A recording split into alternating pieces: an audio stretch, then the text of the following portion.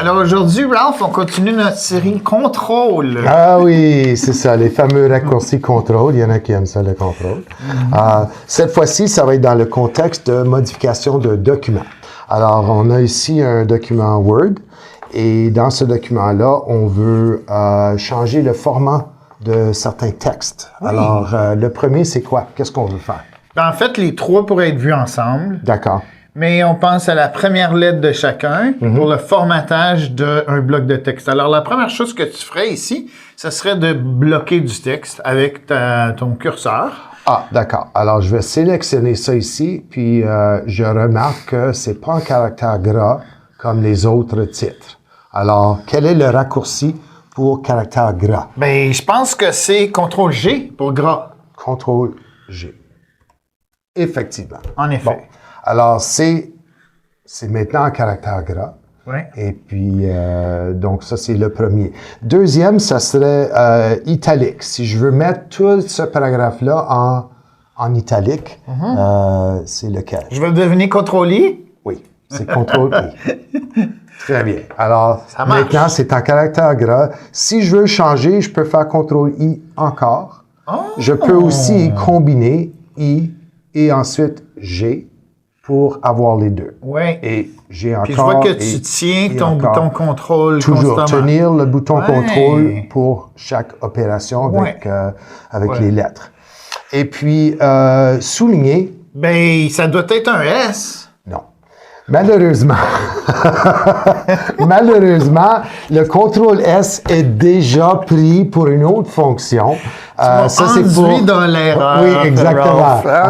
Je t'ai donné comme un sens de sécurité. Ça va être Tout était logique jusqu'à ce moment-là.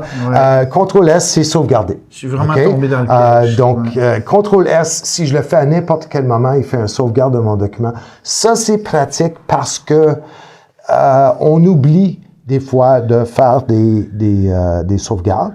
Oui. Et puis, si on doit aller avec la souris, puis aller en haut ici, et faire fichier, enregistrer, bon, on le fera moins souvent. Oui. Si on peut faire CTRL-S. Mais ça soulève le point, bon, souligner, c'est quoi?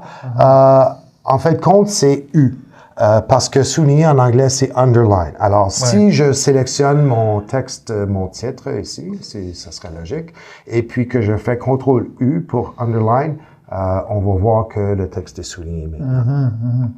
Bon, mettons que je voudrais changer tout le document pour réduire la taille de toutes les lettres dans tout le document. Comment je pourrais faire ça? Bien, une façon de sélectionner le document en entier, qui est rapide, c'est CTRL-A.